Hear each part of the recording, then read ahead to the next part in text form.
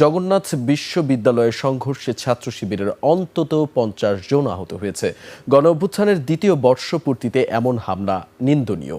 হামলাকারীদের বিচারের আওতায় নিয়ে না আসলে পরবর্তী পরিস্থিতির দায় সরকারকেই নিতে হবে বলে হুঁশিয়ারি দেন তিনি।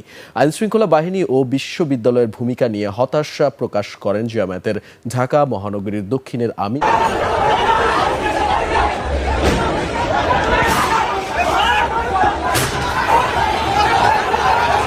একটু দেখাই পরিস্থিতিটা। এখানে যারা আছেন এখানে যারা অবস্থান করছেন, আইন শৃঙ্খলা বাহিনী সদস্য থেকে শুরু করে যারা রয়েছেন, ছাত্রদল ছাত্র শিবির দুপক্ষের অংশগ্রহণ আমরা দেখতে পাচ্ছি, দুপক্ষের উপস্থিতি আমরা দেখতে পাচ্ছি। আমাদের প্রতিহত করতে হয়েছে।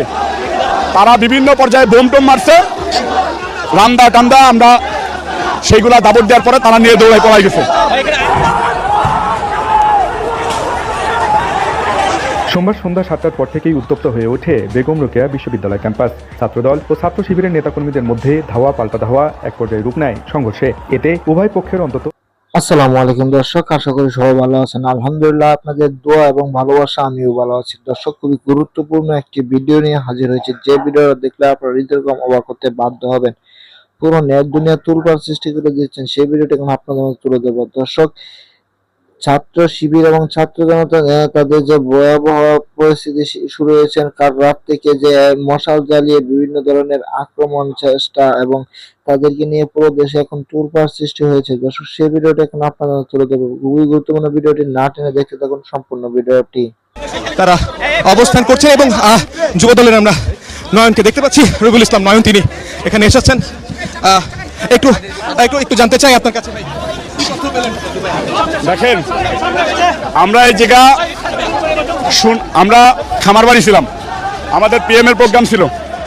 শুনি যে শিবির এসে হলের ভিতরে দিদারসে বোম মারতেছে, হাতুড়ি দিয়ে বাড়াচ্ছে এবং রামদা দিয়ে কুবাচ্ছে। যখন সাধারণ ছাত্রদের উপরে এরকম অত্যাচার হচ্ছে, তা আমরা 17 বছর জুলাই আগস্ট আন্দোলন করেছি, আমরা তো এইদিকে বসে থাকতে পারি না। আমরা চলে এসেছি, আসার পরে দেখাচ্ছি জামাতের এখানকার যে এমপি প্রার্থী ছিল এনায়েত এবং তার ছেলে, তারা শিবিরের লোকজন নিয়ে এইখানে বোম নিক্ষেপ করেছে। 10-12 বার বোম নিক্ষেপ করেছে পুলিশের সামনেই। এখানে পুলিশের ভূমিকা নেওয়া উচিত ছিল, কিন্তু সেখানে আমরা দেখেছি যে পুলিশ এখানে চুপচাপ ছিল। বাধ্য হয়ে আমাদের প্রতিহত করতে হয়েছে। তারা বিভিন্ন পর্যায়ে বোম টোম মারছে, রান্দা টান্দা, আমরা সেইগুলা দাবড় দেওয়ার পরে তারা নিয়ে দৌড়ায় পলাই গেছে। দর্শক, আসলে শুনছিলাম যুবদলের নেতা ইসলাম নয়ন, তাদের একটা অংশ একটা মিছিল নিয়ে এই আলিয়া মাদ্রাসায় তারা প্রবেশ করেন এবং এখন এখানে এই মুহূর্তে ছাত্র দল, যুব দল, তাদের অংশগ্রহণটা এখানে রয়েছে। যারা আসলে এখানে অবস্থান নিয়েছেন এবং আমরা এর আগে যেমনটা দেখাচ্ছিলাম আপনাদেরকে, একজন প্রিন্সিপাল শিক্ষক এখানকার যারা আশেপাশে তার সাথে যারা ছিলেন তারা বলছিলেন যে এখানকার প্রিন্সিপাল তিনি আহত হয়েছেন, তাকে আহত অবস্থায় হাসপাতালে নিয়ে যাওয়া হয়েছে। আমরা এমনটাই দেখছিলাম এবং আপনারা এই মুহূর্তে দেখছেন যে যুবদল এবং এই এলাকার আশেপাশে যারা নেতাকর্মীরা রয়েছেন তারা সবাই এখানে একত্রিত হয়েছেন। এখানে এর আগেও আমরা প্রায় আমরা আধা ঘন্টা 40 মিনিট বলা যায় যে আধা ঘন্টা 40 মিনিট ধরে আমরা এখানে অবস্থান দেখছি। আমরা বিএনপির নেতার সাথে আমরা কথা বলে একটু নিশ্চিত হওয়ার চেষ্টা করছিলাম যে এখানে মূল ঘটনাটা আসলে কি।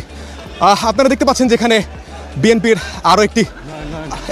আরও একটি অংশ যারা মিছিল নিয়ে এসেছেন কোদাল, লাঠি, এসব কিছু নিয়ে তারা এই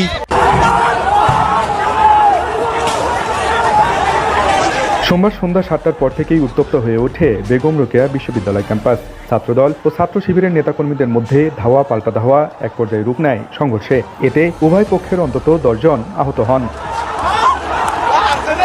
ছাত্র শিবিরের দাবি, জুলুমের বিরুদ্ধে জুলাই শীর্ষক একটি প্রদর্শনীর আয়োজনকে কেন্দ্র করেই ঘটনার সূত্রপাত। তাদের অভিযোগ, প্রদর্শনীতে থাকা জুডিশিয়াল কিলিং শিরোনামের একটি ফেস্টুন নিয়ে আপত্তি তুলে ছাত্রদলের নেতাকর্মীরা হামলা চালান। প্রক্টরের উপস্থিতিতে হামলা চালালো আমাদের উপর। প্রথমে ইট পাকা দিয়ে ছুরি করছে, আমাদের অনেক বের মাথা ফাটছে। জুডিশিয়াল কিলিং এর শিকার হয়েছে, তারা এদেরকে রাজাকার আখ্যায়িত করে এক ধরনের এখানে এরা এই ইস্যুটাকে কেন্দ্র করে ওরা হামলা চালাইছে। সাকা চৌধুরী যদি রাজাকার যদি না হয় তাহলে বাকিগুলো কেমন রাজাকার হয়? আর এই কথাটা তো বলবে অবশ্যই আওয়ামী লীগ এবং ছাত্রলীগ, কিন্তু বিএনপি কেন বলবে, ছাত্রদল কেন বলবে? অন্যদিকে ছাত্রদলের দাবি, প্রদর্শনীতে মুক্তিযুদ্ধ বিরোধী রাজাকারদের ছবি প্রদর্শন করা হয়েছিল। এর প্রতিবাদ করতে গেলে ছাত্রদলের এক সহসভাপতির উপর হামলা হয়। এরপরই দুপক্ষের মধ্যে সংঘর্ষ ছড়িয়ে পড়ে। স্বাধীনতা বিরোধী শক্তি যারা ছিল তাদের ছবিগুলো এখানে ছিল, সেটা আমরা সরিয়ে নেওয়ার জন্য কথা বলছিলাম। পরে আমরা যখন করতেছি সেটা আলোচনা শেষ, কিন্তু একটা চেয়ার নিক্ষেপ করেছে এবং করেছে এবং তখন একটা ছেলে আমাদের আহত হয়। এইটা প্রেক্ষিতে তখন একটা বিশৃঙ্খলা সৃষ্টি হয়।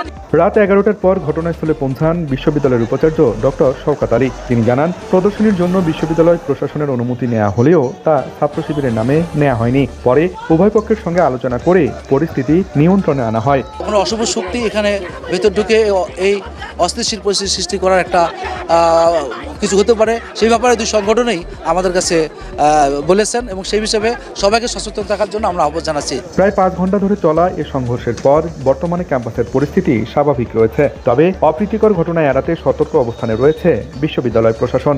আমরা একটু দেখাই পরিস্থিতিটা। এখানে যারা আছেন এখানে যারা অবস্থান করছেন, আইন শৃঙ্খলা বাহিনী সদস্য থেকে শুরু করে যারা রয়েছেন, ছাত্রদল ছাত্র শিবির দুপক্ষের অংশগ্রহণ আমরা দেখতে পাচ্ছি, দুপক্ষের উপস্থিতি আমরা দেখতে পাচ্ছি।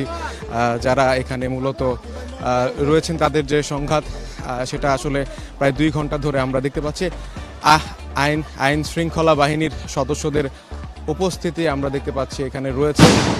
আমরা একটা বিকট শব্দ শুনতে পারলাম এখানে এই মাত্রই এখানে ককটেল বিস্ফোরণ বলা যেতে পারে, ককটেল বিস্ফোরণ হয়েছে এবং এই মাত্রই সেটা হলো। এখানে একেবারেই থমথমে পরিস্থিতি বিরাজ করছে আলিয়া মাদ্রাসার সামনে একেবারেই থমথমে পরিস্থিতি বিরাজ করছে। যারা সম্মানিত দর্শক, আপনারা তো সম্পূর্ণ ভিডিওটা দেখলেন। দর্শক, ভিডিওটা দেখে কেমন লেগেছে ভিডিও সম্বন্ধে অবশ্যই আপনাদের মহামূল্যবান মতামত কমেন্ট বক্সে জানিয়ে দেবেন। এমনকি এই ভিডিওতে যে চাঞ্চল্যকর তথ্যগুলো রয়েছে, তথ্যগুলো অত্যন্ত গুরুত্বপূর্ণ ছিল, যা আপনাদের মধ্যে তুলে ধরেছি।